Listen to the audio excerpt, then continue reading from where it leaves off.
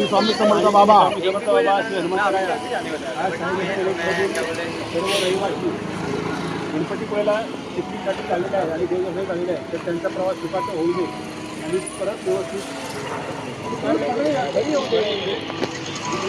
प्रार्थना करतो आहे आणि हा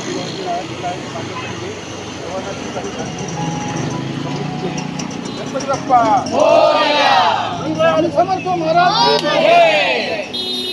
गणपती बाप्पा.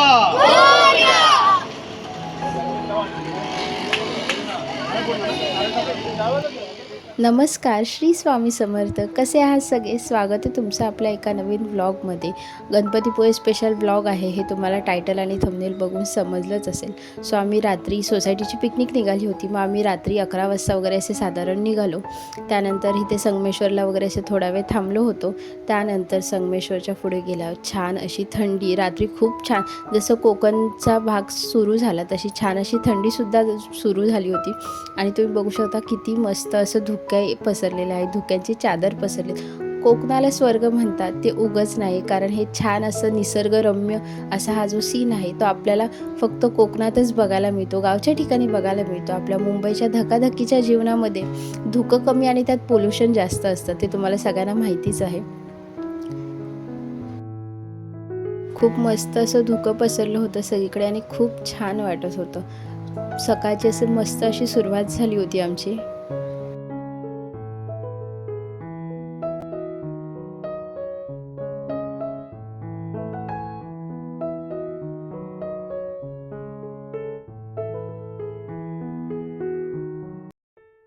सकाळी आम्ही साधारण 8 वाजता पोचलो. 8 वाजता पोचल्यावर आम्ही तिथे पहिले फ्रेश वगैरे होण्यासाठी रूम वगैरे घेतली होती.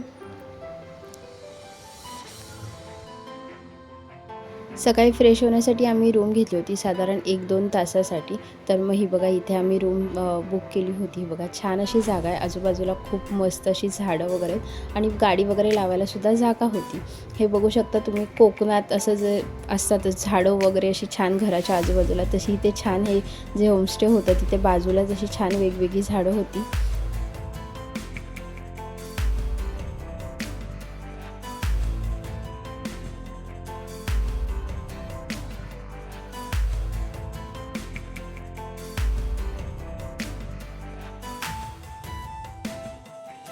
इथे आता आम्ही रूम घेतली आणि ही आमची बस, त्याच्या एक्झॅक्ट अपोजिटला आम्ही इथे नाश्ता करायसाठी आता थांबलो आहे. नाश्ता वगैरे करून मग आम्ही दर्शन घ्यायला जाऊ.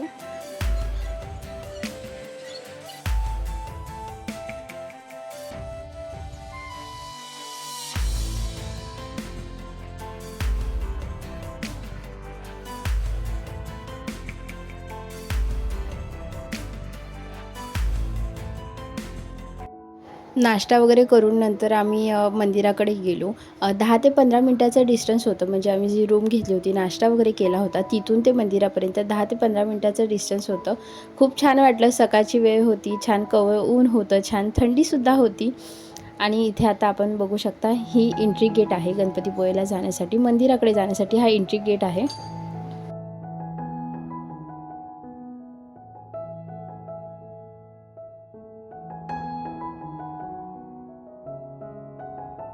प्रवेशद्वारातून आतमध्ये एंट्री केल्यावर तुम्ही बघू शकता ही डाव्या बाजूला जी झाडं वगैरे आहेत तिथे बांधकाम वगैरे केलं आहे. ही मंदिराची परिक्रमा जी साधारण 1 किलोमीटर आहे मंदिराची परिक्रमा, त्याच्यासाठी ते बांधकाम केलेलं आहे.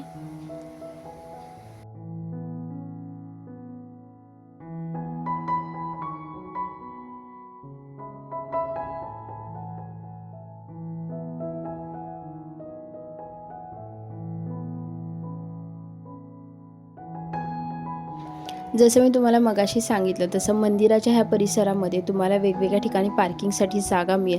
त्याचप्रमाणे रूम्ससुद्धा अवेलेबल आहेत. तुम्ही जर का तुम्हाला मंदिराच्या जवळ रूम्स हवे असतील किंवा पार्किंग वगैरे गाडी करायची असेल तर इथे पे अँड पार्कचे बरेच ऑप्शन्स तुम्हाला मिळतील. गणपतीपुळ्यामध्ये पर्यटकांचं आकर्षण म्हणजे मॅजिक गार्डन आणि प्राचीन कोकण हे सुद्धा मंदिरापासून एकदम जवळ आहे. आणि हे बघा छान असा हा निसर्ग. प्रवेशद्वारापासून मंदिरापर्यंत जाण्याचा जो संपूर्ण रस्ता आहे तिथे तुम्हाला हे असे वेगवेगळे छोटे छोटे स्टॉल्स दिसतील. त्याचप्रमाणे बीच जवळ असल्यामुळे काही कपड्यांचे सुद्धा स्टॉल्स आहेत.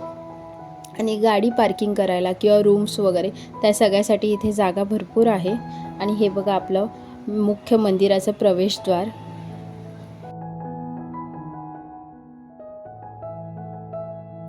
इथे उजव्या हाताला तुम्ही बघू शकता MTDCचं रिसॉर्टसुद्धा आहे. मंदिराच्या अगदी जवळ आहे, तुम्ही तिथे स्टे देखील करू शकता. आणि हे आपल्या मंदिराचं मुख्य प्रवेशद्वार.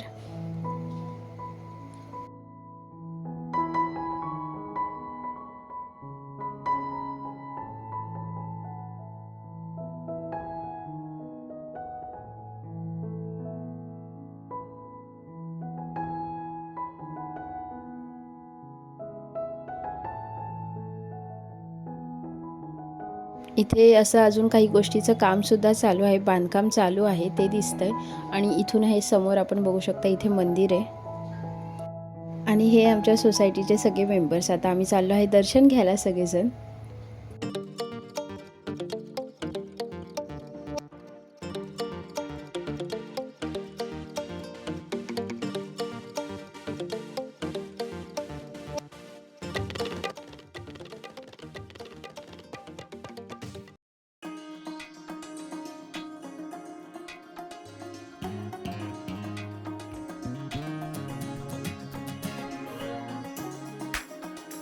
मंदिराच्या जवळच तुम्हाला हार नारळ वगैरे घ्यायचा असेल किंवा प्रसाद घ्यायचा असेल किंवा काही अजून छोटी मोठी खरेदी करायची असेल त्याच्यासाठी इथे दुकानं आहेत. इथून तुम्ही खरेदी वगैरे करू शकता.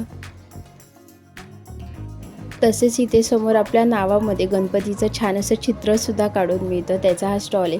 त्याशिवाय इथे छोटी मोठी दुकानंसुद्धा आहेत तुम्हाला खरेदी करण्यासाठी. आम्ही नारळ वगैरे घेतला आणि नंतर आम्ही दर्शनासाठी गेलो. गर्दी कमी होती त्या मानाने, शनिवार असून सुद्धा सुट्टीचा दिवस होता. आम्हाला वाटलं गर्दी आधी भरपूर असेल, पण गर्दी कमी होती त्यामुळे दर्शनसुद्धा पटापट झालं. लाईन जी सरळ फक्त लाईनीत डायरेक्ट मंदिराच्या आतमध्ये एंट्री मिळाली आम्हाला.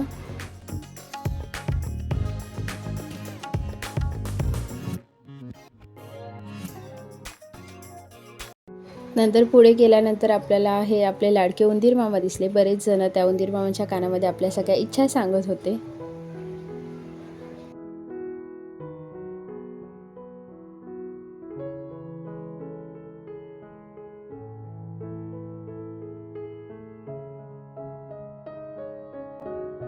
त्यानंतर मग आम्ही छान असं दर्शन वगैरे घेतलं. आम्ही गेलोच तेव्हा दर्शन घेऊन झाल्यानंतर थोडा वेळ थांबलो मंदिरामध्ये. त्यानंतर आरती होती त्यामुळे आम्हाला आरतीसुद्धा मिळाली. खूप छान वाटलं. जसं तुम्हाला माहितीच असेल मंदिराच्या आतमध्ये वगैरे शूटिंग वगैरे करू देत नाहीत, त्यामुळे मी आतमधलं काही फुटेज शूट नाही केलं आहे. आणि हा मंदिराच्या एकदम जवळ असा छान असा समुद्रकिनारा आहे, जे गणपतीपुळ्याचं मेन अट्रॅक्शन आपण बोलू शकतो. गणपतीपुळ्याचं जे मंदिर आहे ती मूर्ती स्वयंभू गणपती मंदिर आहे असं म्हणतात. आणि ही मूर्ती साधारण 400 वर्ष जुनी आहे. लोककथेनुसार रागवलेल्या गणपतीने पुळे नावाच्या ठिकाणी जाण्यासाठी घर सोडले, त्यामुळे या ठिकाणाला गणपतीपुळे असं नाव पडलं. दर्शन वगैरे घेतल्यानंतर आम्ही छान जिथे महाप्रसाद होता तिथे छान महाप्रसाद वगैरे घेतला. छान अशी सिंपल अशी खिचडी होती, लोणचं होतं आणि बुंदी होती प्रसादासाठी. खूप छान असतं आणि त्या देवाच्या ठिकाणी कुठल्याही पदार्थाला चव त्याची अजूनच वाढते. मंदिरामध्ये जो प्रसाद मिळतो हा निःशुल्क असतो आणि तुम्हाला हवं असेल तर तुम्ही पुन्हा घेऊ शकता. साधारण 12:30 ते 2 वगैरे असा टायमिंग होता. आम्ही प्रसाद वगैरे घेतला, छान कोकम सरबत प्यालो आणि त्यानंतर मग आम्ही थोडीफार खरेदी करायला गेलो. तिथे जिथे आपण नारळ वगैरे घेतला तिथे जवळच अशी काही दुकानं आहेत, तिथून तुम्हाला अजून काही खरेदी करायचं असेल तर करू शकता. वेगवेगळ्या ज्वेलरीजचे, खेळण्यांचे वगैरे स्टॉल आहेत तिथे. तिथूनच पुढे गेलं आम्हाला हे जे एक दुकान दिसलं तिथे मँगो पल्प वगैरे, कोकणी मेवा जो आपण म्हणतो, कोकण आगळ, मँगो पल्प किंवा वेगवेगळ्या प्रकारचे लोणचे, घरगुती पद्धतीने केलेले मसाले वगैरे अशा सगळ्या गोष्टीचं एक दुकान मिळालं. तिथे वेगवेगळ्या फ्रूट्सचे, स्पेशली आंबा वगैरे असे जाम वगैरे सुद्धा होते, कोकम आगळ होते, कोकम सरबत होते. आणि तिथेच बाजूच्या दुकानामध्ये आम्हाला छान मातीची अशी सजावट आपण करू शकतो किंवा डेकोरेटिव्ह आयटम्स वगैरे असे सुद्धा दुकान मिळाले. आणि हे समुद्रकिनाऱ्याला लागून असलेले काही गोळा वगैरे त्याचे स्टॉल्स.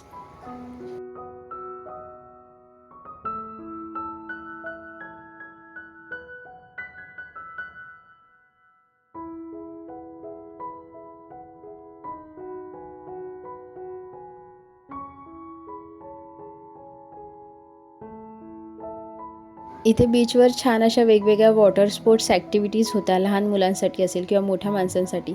त्याचप्रमाणे बाईक राईड वगैरे सुद्धा होत्या.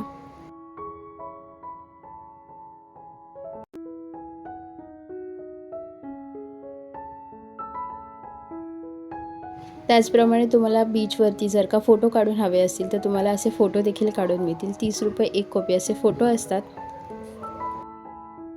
हा असा होता आजचा आपला व्हिडिओ. आपल्या लाडक्या गणपती बाप्पाचे दर्शन आणि त्याच्या आजूबाजूचा हा परिसर.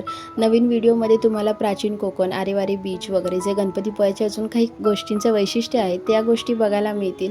चॅनलवर नवीन असाल तर नक्की चॅनलला सबस्क्राईब करून बेल आयकॉनवरती क्लिक करा, म्हणजे तुम्हाला मी नवीन व्हिडिओ टाकेन त्याचं नोटिफिकेशन येईल. त्याचप्रमाणे आपण आपल्या चॅनलवरती असेच वेगवेगळे व्लॉग्स, ट्रॅव्हल व्लॉग्स असतील, रेसिपीज असतील, त्या सगळ्या व्हिडिओ शेअर करत असतो.